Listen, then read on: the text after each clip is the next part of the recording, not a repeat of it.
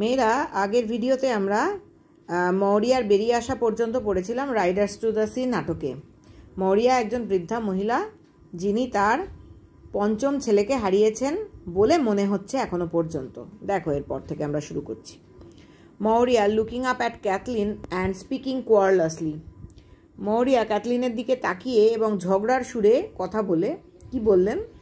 Isn't it tough enough you have for this day and evening? যতটা ঘাস বা জ্বালানি আছে সেটা কি আজ সারাদিনের জন্য, সারাদিন এবং সন্ধ্যের জন্য যথেষ্ট নয়? তোমার কাছে যতটা জ্বালানি আছে বা যতটা ঘাস আছে ততটা কি সারাদিন এবং সন্ধ্যের জন্য যথেষ্ট নয়? Kathleen, there is a cake baking at the fire for a short space. একটা কেক, আগুনে একটা কেক সেঁকা হচ্ছে কিছুক্ষণ ধরে। ফর এ শর্ট স্পেস, অল্প সময়ের জন্য আগুনে একটা কেক সেঁকা হচ্ছে। থ্রোয়িং ডাউন দ্য টার্ফ, কিছুটা ঘাস নিচে ছুঁড়ে ফেললো। And Bartley will want it when the tide turns if he goes to Connemara. এবং বার্টলের এই কেকটার প্রয়োজন হবে যদি জোয়ার শুরু হয়। হোয়েন দ্য টাইড টার্নস, যখন জোয়ার শুরু হবে, যদি সে কনেমারাতে যায়, তাহলে কনেমারা একটা জায়গার নাম, যদি সে কনেমারায় যায় তাহলে বার্টলির এই কেকটার প্রয়োজন হবে এবং সেই কারণেই জ্বালানিটা বেশি লাগবে, এটাই সে বোঝাতে চাইছে। নোরা আসলে তো সে জ্বালানি তুলতে, মানে জ্বালানি ওখান থেকে বের করতে যায়নি, সে গেছিল ওখান থেকে, ওখানে ওই মাইকেলের যে জামা এবং মোজা পাওয়া গেছে সেটাকে লুকিয়ে রাখতে। কিন্তু যেহেতু মৌরিয়া বেরিয়ে এলো, তাকে ভান করতে হলো যে যেন সে জ্বালানি বের করতেই গেছে। কিন্তু যেহেতু অত্যন্ত দরিদ্র পরিবার, খুব হিসেব করে চলতে হয়, সেই কারণে জ্বালানি বের করায়, যে আগে থেকেই যতটা জ্বালানি বের করা আছে সেইটা দিয়ে চালানোর জন্যই মৌরিয়া ক্যাথলিনের সঙ্গে খানিকটা কলহ বা ঝগড়াই করে ফেললো। Nora picks up the turf, Nora জ্বালানিটা তুলে নিল বা ঘাসটা তুলে নিল। And puts it round the pot oven, cake চুল্লির চারপাশে ওই ঘাসটাকে বা জ্বালানিটাকে সাজিয়ে দিল। Maurya sitting down on a stool at the fire, আগুনের পাশে একটা টুলের ওপর বসলো। He won't go this day with the wind rising from the south and west. Bartley আজ যাবে না, কারণ কেন যাবে না? হি won't go but this day, আজকের দিনে বার্টলে যাবে না, কেননা বাতাস উঠেছে দক্ষিণ দিক থেকে আর পশ্চিম দিক থেকে। রাইজিং অর্থাৎ বাতাস উঠেছে মানে অত্যন্ত ঝোড়ো বাতাস উঠেছে, অর্থাৎ ঝড় উঠেছে দক্ষিণ এবং পশ্চিম দিক থেকে। He won't go this day, আজকের দিনে সে যাবে না। For the young priest will stop him surely, কারণ যুবক পুরোহিত নিশ্চয়ই ওকে আটকাবেন। Nora, he will not stop him mother, মা উনি ওকে আটকাবেন না। And I heard Eamon Simon, আমি শুনেছি, I heard Eamon Simon and Stephen Pheety and Colum Shawn saying he would go, আমি ইমন সিমন, স্টিফেন ফিটি এবং কলাম শনকে বলতে শুনলাম যে বার্টলে যাবে। Maurya, where is he itself, সে এখন কোথায়? সে বলতে বার্টলেকে বোঝানো হচ্ছে। Nora, he went down to see would there be another boat, এখানে হি বলতে কিন্তু বারবারই বার্টলেকেই বোঝানো হচ্ছে। সেলিং ইন দ্য উইক, সে দেখতে গেছে, নিচে দেখতে গেছে যে এই সপ্তাহে আর কোনো নৌকো ছাড়বে কি না। হ্যাঁ, সেলিং ইন দ্য উইক, এই সপ্তাহে আর কোনো নৌকো পাল তুলে ছাড়বে কিনা, সেলিং মানে পাল তুলে যাওয়া, ছাড়বে কিনা। And I am thinking it won't be long till he is here নাও, এবং আমার মনে হচ্ছে খুব বেশিক্ষণ সময় লাগবে না, যতক্ষণ সে এখানে ফিরে আসবে, সে এখানে এসে পৌঁছে যাবে, তার জন্য খুব বেশিক্ষণ সময় লাগবে না। For the Tides turning at the green head, কারণ সবুজ অন্তরীপের কাছে বা সবুজ মাথার কাছে, মাথা বলতে এখানে অন্তরীপ বোঝানো হচ্ছে। তোমরা অন্তরীপ মানে মোটামুটি জানো নিশ্চয়ই, চারপাশে জল দিয়ে ঘেরা বা জল মানে সমুদ্র দ্বারা ঘেরা একটা অংশ, গ্রিন হেড। সবুজ অন্তরীপের কাছে জোয়ার কিন্তু ঘুরছে, অর্থাৎ জোয়ার শুরু হচ্ছে। And the hookers tacking from the east, এবং নৌকাটা, হুকার মানে হচ্ছে পালতোলা নৌকা, ট্যাকিং মানে দিক পরিবর্তন করছে পূর্ব দিক থেকে, নৌকাটা পূর্ব দিক থেকে দিক পরিবর্তন করে আসছে, পালতোলা নৌকা। Kathleen, I hear someone passing the big stones, আমি শুনতে পাচ্ছি বড় পাথরগুলোর পায়ের কাছে কারুর পায়ের আওয়াজ। কেউ একটা বড় পাথরগুলোর পাশ দিয়ে আসছে, আমি শুনতে পাচ্ছি। নোরা লুকিং আউট, বাইরের দিকে তাকিয়ে দেখলো। He is coming now and he in a হারি, ওই আসছে অর্থাৎ বার্টলে আসছে এবং সে খুব তাড়ার মধ্যে রয়েছে। অর্থাৎ এখানে বোঝাই যাচ্ছে যে বার্টলে একটা সমুদ্র যাত্রার প্রস্তুতি সম্পূর্ণ করে ফেলেছে। Bartley comes in and looks round the room, Bartley ভেতরে প্রবেশ করলো এবং ঘরের চারপাশ দেখলো। স্পিকিং স্যাডলি অ্যান্ড কোয়াইটলি, খুব দুঃখিতভাবে, স্যাডলি মানে দুঃখিতভাবে এবং শান্তভাবে সে বলল, where is the bit of new rope, ওই নতুন দড়ির টুকরোটা কোথায় ক্যাথলিন? ওয়াজ বট ইন কনেমারা, কনেমারা থেকে যেটা কেনা হয়েছিল। ক্যাথলিন কামিং ডাউন, ক্যাথলিন কি করলো? নিচে নেমে এলো। ও তো সেই জ্বালানি আনতে উঠেছিল লফটের ওখানে। Give it to him Nora, ওকে ওই দড়িটা দে Nora. It's on a nail by the white boards, দড়িটা ওই সাদা পাটাতনগুলোর পাশে পেরেকের ওপর আছে। Nail by the white boards, সাদা পাটাতনের পাশে একটা পেরেকের ওপর আছে। নেইল মানে পেরেক। I Hang it up this morning, আমি আজ সকালেই ওটাকে ঝুলিয়ে রেখেছি। For the pig with the black feet was eating it, কারণ কালো পাওলা শুয়োরটা ওই দড়িটা খেয়ে নিচ্ছিল। Nora giving him a rope, Nora ওকে দড়িটা দিয়ে, ইজ দ্যাট ইট বার্টলে, এই দড়িটাই তো Bartley. Maurya you do right to leave that rope Bartley, তুমি বরং দড়িটা রেখে দাও Bartley. You do right to leave, রেখে দাও দড়িটা বার্টলে।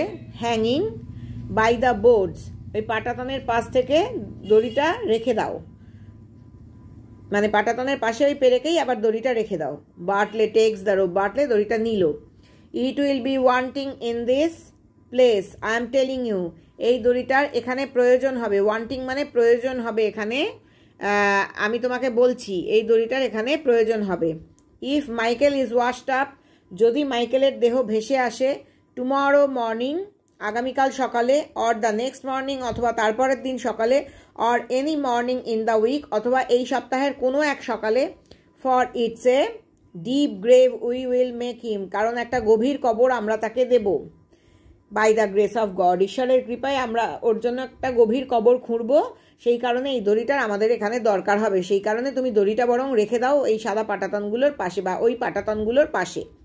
বার্টলে beginning to work with the rope, দড়িটা নিয়ে বার্টলে কাজ করা শুরু করে। I have no halter the way I can ride down on the mare, আমার কোনো লাগাম নেই, ঘোড়ার মুখে যে লাগাম পরিয়ে ঘোড়াটাকে নিয়ন্ত্রণ করা হয় সেই লাগাম বার্টলের কাছে নেই। আই হ্যাভ নো হল্টার, আমার কোনো লাগাম নেই।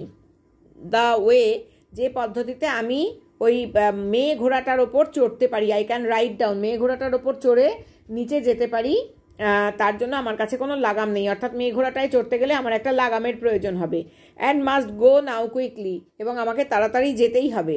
This is the one boat going for 2 weeks or beyond it, এটাই, এই নৌকাটাই 2 সপ্তাহ বা তার বেশি সময় পরে যাচ্ছে, 2 সপ্তাহ অথবা বিয়ন্ড ইট, তারও বেশি সময় পরে যাচ্ছে। And the fair will B a good fare for horse's, এবং এই মেলাটা খুব ভালো মেলা হবে ঘোড়াদের জন্য, অর্থাৎ ঘোড়া কেনা বেচার জন্য এই মেলাটা খুব ভালো একটা মেলা হবে। I heard them saying below, আমি ওদের বলতে শুনেছি নিচে। মরিয়া ইটস এ হার্ড থিং, এটা একটা খুবই কঠিন বিষয়। They will be saying below if the body is washed up and there is no man in it to make the coffin, এটা একটা অত্যন্ত কঠিন জিনিস।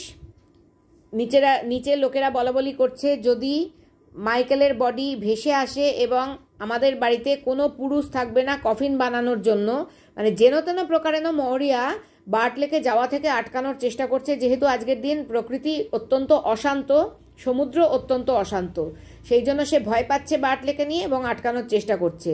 যে এটা একটা অত্যন্ত খারাপ ব্যাপার যে নিচে ওরা এটাও বলাবলি করছে যে মাইকেলের দেহ যদি বেশি আসে এবং আমাদের পরিবারে বা আমাদের বাড়িতে যদি কোনো পুরুষ না থাকে কফিন বানানোর জন্য, and I after giving a big price for the finest white boards, এবং আমি একটা বিরাট দাম দিয়েছি, বড় দাম দিয়েছি ওই চমৎকার সাদা পাটাতনগুলো কেনার জন্য। ইউড ফাইন্ড ইন কনেমারা, যেগুলো তুমি কেবলমাত্র কনেমারাতেই দেখতে পাবে। সবচেয়ে ভালো পাটাতনের জন্য আমি কনেমারা থেকে যে সবচেয়ে ভালো সাদা পাটাতনগুলো তুমি কনেমারা ছাড়া আর কোথাও দেখতে পাবে না, অর্থাৎ কেবলমাত্র কনেমারাতেই তুমি দেখতে পাবে।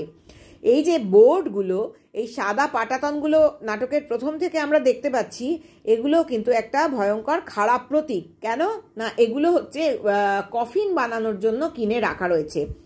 এখানে মৌরিয়া স্বীকার করলো খুব বড় দাম দিয়ে মৌরিয়া এইগুলো কিনেছিল কফিন বানানোর জন্য। তাহলে মাইকেলের দেহ যদি ভেসে আসে তাহলে কফিন বানাতে হবে, অর্থাৎ এই আগে থেকেই একটা সিম্বল বা একটা খারাপ অলক্ষণে একটা ব্যাপার বা অমঙ্গলের একটা চিহ্ন এই সাদা বোর্ডগুলো, যে মৃতদেহ কবর দেওয়ার জন্য কফিন বানানোর জন্য এগুলো রাখা রয়েছে। She looks round at the boards. Maurya কী করলো, মৌরিয়া ঘুরে দেখলো পাটাতনগুলোর দিকে। পাটাতনগুলোর দিকে দেখার পর বার্টলে কি বলছে দেখো, how would it be washed up, এটা কি করে ভেসে আসবে। How would it be washed up অর্থাৎ ভেসে আসবে। And we after looking each day for 9 days, প্রত্যেক দিন আমরা ওর দেহ খুঁজেছি 9 দিন ধরে। And a strong wind blowing a while back from the West and south, এবং একটা জোরালো বাতাস বা ঝোড়ো বাতাস একটু আগেও প্রবাহিত হয়েছে পশ্চিম এবং দক্ষিণ থেকে। অর্থাৎ একটু আগেও দক্ষিণ এবং পশ্চিম দিক থেকে জোরালো ঝোড়ো বাতাস প্রবাহিত হচ্ছিল যখন, কি করে ওর দেহটা ভেসে আসবে যেখানে আমরা 9 দিনের প্রত্যেকটা দিন ধরে ওর দেহ খুঁজেছি। Maurya, if it is not found itself, যদি মাইকেলের দেহ খুঁজে না পাওয়া যায়, that wind is raging the sea, ওই বাতাসটা সমুদ্রকে উত্তাল করছে। And there was a star up against the moon, এবং একটা তারা উঠছে চাঁদের পাশে। And it rising in the night, এবং এই তারাটা উঠছে চাঁদের পাশে রাতে। If it was A 100 horses, যদি 100টা ঘোড়ার ব্যাপারও আসে, অর এ 1000 horses, 1000টা ঘোড়ার ব্যাপারও আসে, ইউ হ্যাড ইটসেলফ, তাহলেও সেক্ষেত্রে তোর কাছে যদি এটার তুলনাও হয়, what is the price of a 1000 horses against a son where there is one son only, তাহলে এই 1000টা ঘোড়া একটা ছেলের বিপক্ষে কতটা মূল্য থাকে যখন সে বাড়িতে একমাত্র ছেলে। অর্থাৎ তুই যদি ভাবিস যে 100টা ঘোড়া অথবা 1000টা ঘোড়া ইউ হ্যাড ইটসেলফ তোমার নিজের কাছে রয়েছে বা তোর কাছে রয়েছে, তাহলে ওই 1000টা ঘোড়ার দামের মূল্য কি হয় একটা ছেলের বিপরীত পক্ষে যখন বাড়িতে সে একমাত্র ছেলে, অর্থাৎ একমাত্র বেঁচে থাকা ছেলে। অর্থাৎ মৌরিয়া ওই 1000টা ঘোড়ার সঙ্গে তুলনা করছে যে একটা প্রাণের মূল্য, বিশেষ করে বাড়িতে বেঁচে থাকা একমাত্র ছেলের মূল্য 1000টা ঘোড়ার মূল্যর থেকে অনেক বেশি। অর্থাৎ গলওয়ে ফেয়ারে বা গলওয়ে মেলায় গিয়ে ঘোড়া কেনাবেচা করে বার্টলে যত লাভই করুক না কেন, আজকের এই অশান্ত সমুদ্রের মধ্যে তার যাওয়াটা অনেক বেশি বিপজ্জনক, এবং সেই কারণেই বার্টলেকে আটকাতে চাইছে যে ঘোড়া কেনাবেচার এমন কোনো দরকার নেই। যদি দরকার থেকেও থাকে তাহলেও বাড়িতে বেঁচে থাকা একমাত্র ছেলের প্রাণের থেকে তো আর সেটা বড় হতে পারে না, বা একমাত্র ছেলের প্রাণের থেকে সেটা কখনো বেশি দামি হতে পারে না। সেই কারণেই মৌরিয়া বারবার করে আটকানোর চেষ্টা করছে। Bartley working at the halter, Bartley লাগামটা নিয়ে কাজ করতে করতে টু ক্যাথলিনকে বলছে, let you go down each day, প্রতিদিন তুই নিচে যাবি। And see the sheep are not jumping in on the rye, এবং দেখবি যে রাই শস্যের ওপর যেন ভেড়াগুলো লাফালাফি না করে।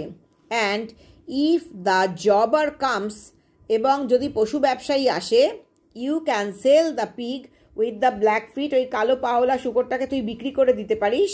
If there is a good price going, যদি সে একটা ভালো দাম দিতে চায় তাহলে তুই কালো পাওলা শুকরটাকে বিক্রি করে দিতে পারিস। তাহলে বুঝতেই পারছো যে এটা খুবই দরিদ্র পীড়িত একটা পরিবার, এবং তার ফলে তাদেরকে পশু কেনা বেচা করে, ঘোড়া কেনা বেচা করে, কালো পাওলা শুয়োর কেনা বেচা করে ইত্যাদিভাবেই তাদের সংসার চালাতে হয়। Maurya, how would the like of her get a good price for a pig, তার মতো একজনের কথা কেউ, তার মতো একজন বা ক্যাথলিনের মতো একজন কি করে শুয়োরের জন্য ভালো দাম পাবে। বার্টলে টু ক্যাথলিন, বার্টলে মৌরিয়ার কথাকে গুরুত্ব না দিয়ে খানিকটা ইগনোর করে, খানিকটা এড়িয়ে গিয়ে ক্যাথলিনকে বলল, if the west wind holds with the last bit of the moon, let you and Nora get up weed enough for another cock for the kelp. যদি পশ্চিমের যে বাতাস, সেই বাতাস যদি চলতেই থাকে চাঁদের শেষ চিহ্ন থাকা পর্যন্ত। If the west wind holds with the last bit of the moon, চাঁদের শেষ চিহ্ন থাকা পর্যন্ত পশ্চিমা বাতাস যদি চলতেই থাকে, হোল্ডস মানে এখানে চলতে থাকা বোঝাচ্ছে। Let you and Nora get up weed, তুই এবং নোরা তাহলে যথেষ্ট পরিমাণে সামুদ্রিক, উইড মানে হচ্ছে সামুদ্রিক আগাছা, তুই এবং নোরা যথেষ্ট পরিমাণে সামুদ্রিক আগাছা সংগ্রহ করে আনবি। For another cock for the kelp, কোন আকৃতির আরও একটা আগাছার স্তূপ বানাবার জন্য। কারণ কক ফর দ্য কেল্প মানে জ্বালানি হিসেবে ওই সামুদ্রিক আগাছা ব্যবহার করা হয়।